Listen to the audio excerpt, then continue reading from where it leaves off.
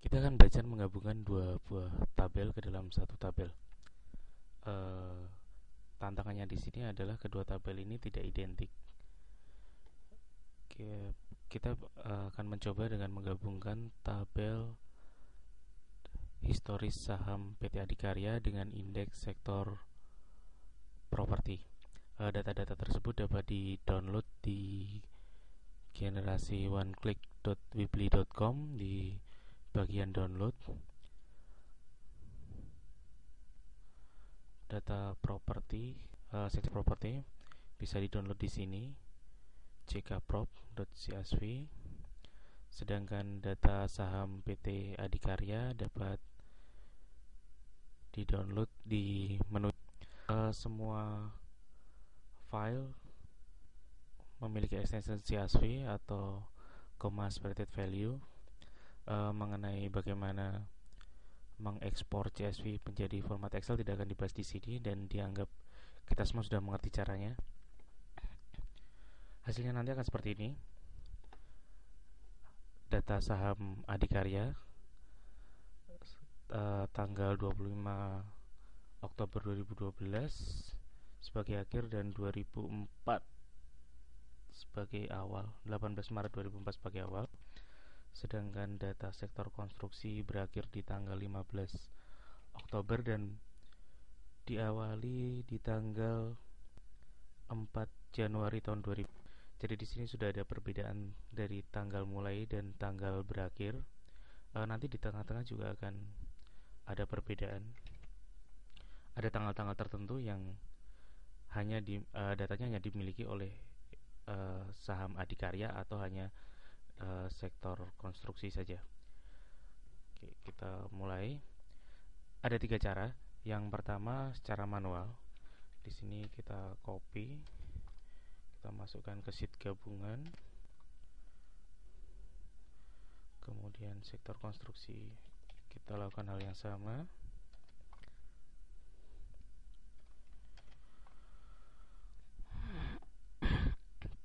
Oke, dengan cara manual kita harus menyesuaikan tanggal satu sama lain.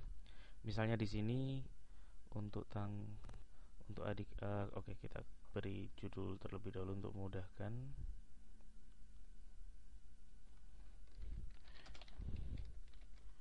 Adikarya dan ini sektor konstruksi. Kita akan sesuaikan tanggalnya.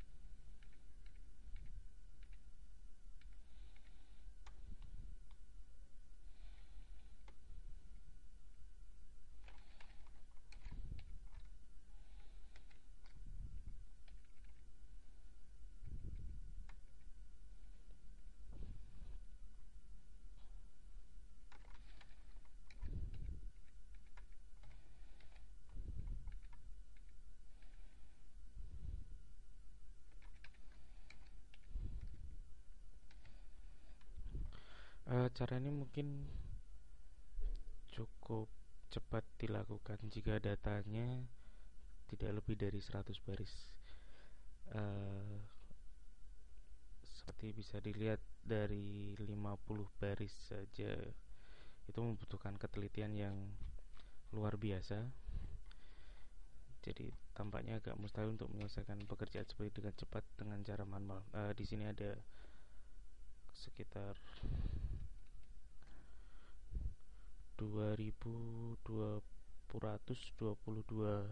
data.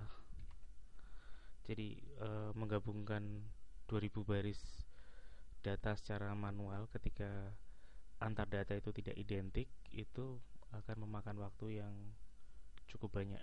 Ini kita beri nama gabungan manual.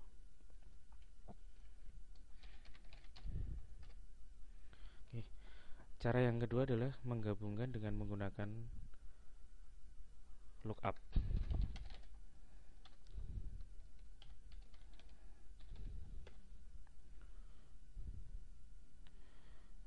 Di sini kita copy,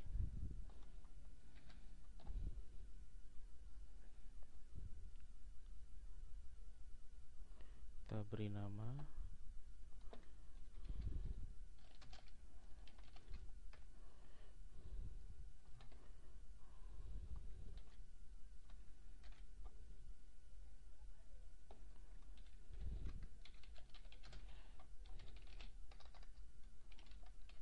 sektor properti.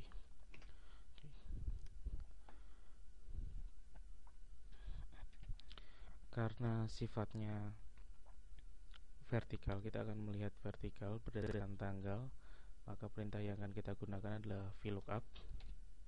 Kita ketikkan VLOOKUP, kita ambil data yang akan menjadi acuan, kemudian data target,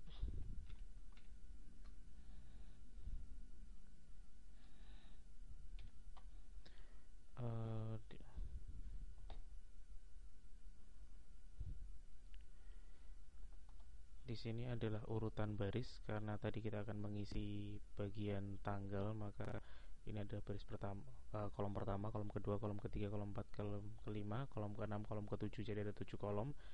Di sini kita isi kolom pertama, kemudian terakhir adalah false untuk agar aplikasi ini mencari data yang sama persis yang kita ketikkan. Ini artinya tidak ada data sektor properti dengan tanda yang sama dengan yang tadi kita agak geser,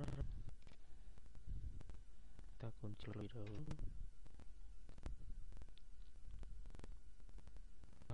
Di sini menunjukkan ada tanggal-tanggal yang muncul ini menunjukkan bahwa ada tanggal yang sama antara data pada sektor properti dan sektor adikarya. Sedangkan NA ini menunjukkan bahwa tanggal-tanggal yang ada di adikarya tidak ada di sektor properti. Di sini formatnya masih menggunakan format number. Kita harus ubah terlebih dahulu. Kita sesuaikan menjadi format tanggal.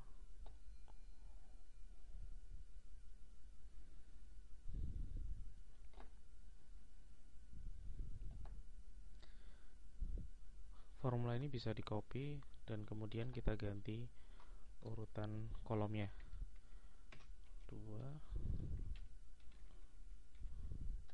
3,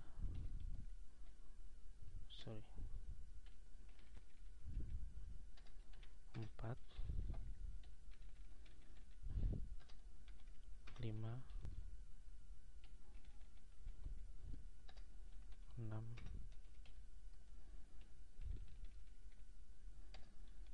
7.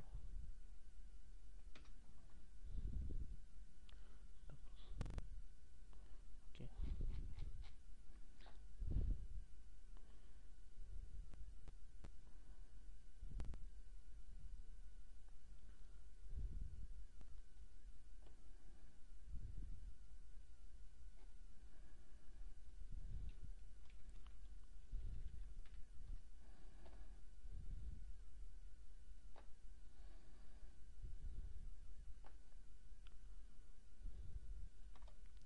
Oke, di sini kita sudah menggabungkan data antara adikarya dengan sektor properti dengan menggunakan metode VLOOKUP. Permasalahannya adalah untuk data-data yang tidak ada pasangannya, seperti misalnya di sini tanggal 25 Oktober kemudian tahun 2012 tanggal 8 Oktober 2012, tanggal 26 September 2012, dan data-data yang lain ini akan kita buang datanya. Cara termudah adalah dengan menggunakan short, fasilitas untuk mengurutkan. Kita ambil custom short, pilih salah satu antara open, high, low, close, volume, and adjusted close. Oke, di sini kita ambil adjusted close saja berdasarkan value itu set masih random. Kita ambil volume yang memang urutannya sudah berupa angka.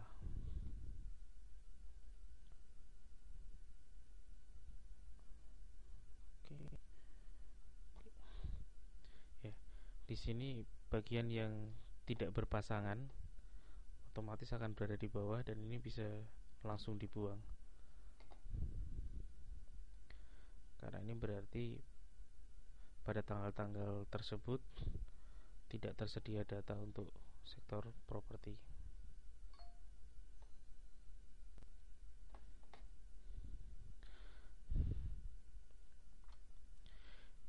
Kelemahan dengan metode ini, apabila kita menghendaki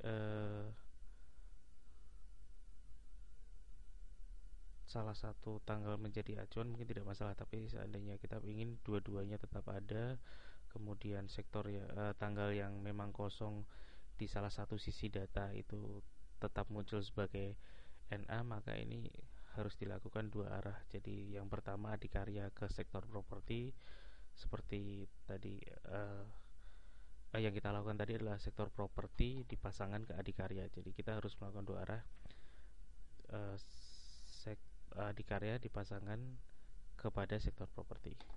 Jadi melakukan hal yang sebaliknya, di mana sektor properti dipasangkan terlebih dahulu di sisi kiri, baru adikarya di sisi sebelah kanan.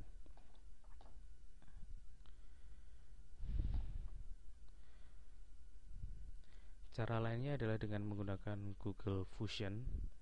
Google Fusion ini adalah fasilitas yang ada di Google.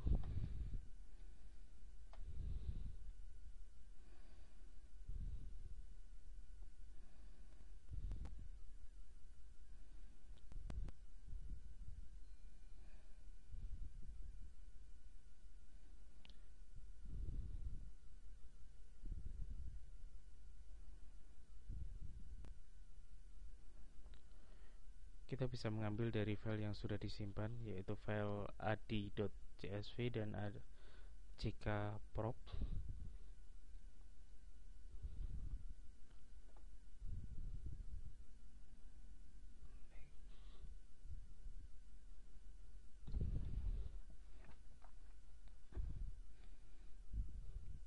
Next, kita beri nama adi belajar. Ini menunjukkan bahwa hasilnya nanti dapat diekspor kembali dalam bentuk CSV. Data ini diambil dari finance.yahoo.com. Kita berikan atribut kepada penyedia data, finish.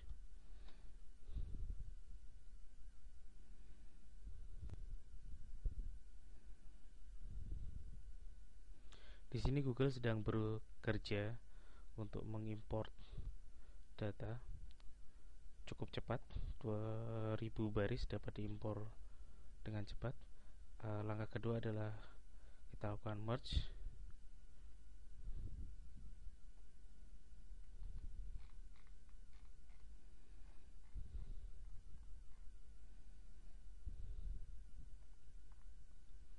Di sini kebetulan sudah ada indeks sektor properti. Kalau belum ada data indeks sektor properti, maka harus membuat satu tabel Fusion terlebih dahulu dengan nama jkprop, kemudian baru digabungkan ke tabel ini. Di sini sebagai anchor adalah tanggal.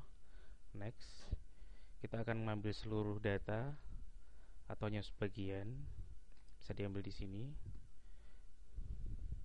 Di sini terlihat bahwa field untuk tanggal hanya muncul sekali, ini menunjukkan bahwa tanggal ini menjadi anchor. Oke, kita merge. Di sini sudah selesai. Merge of Adi belajar and Jika Prop. Kita lihat tabel hasilnya.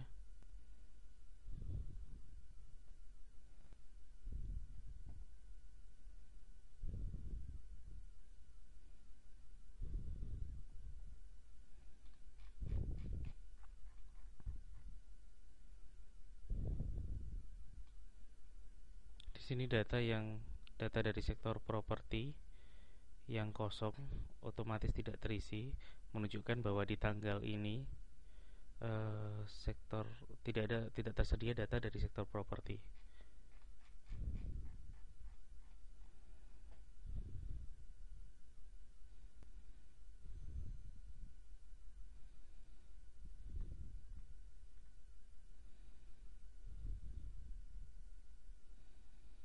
Cara ini lebih mudah karena tidak melibatkan perintah-perintah. Yang kita lakukan hanyalah memilih menu-menu sederhana.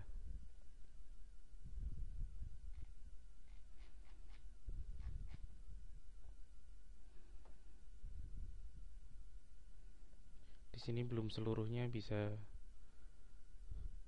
ditampilkan, Google masih bekerja. Hasil dari penggabungan ini bisa langsung di-download.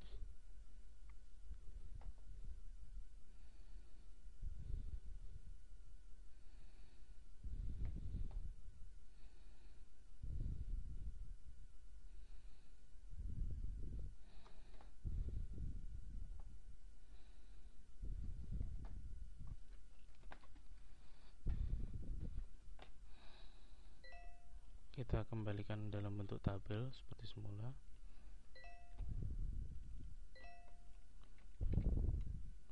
Nah,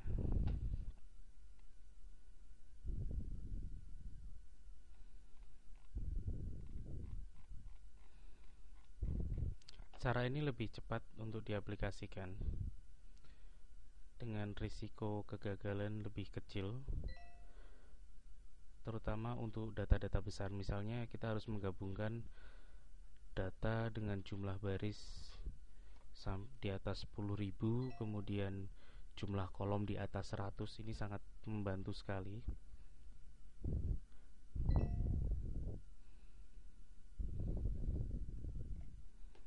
Oke.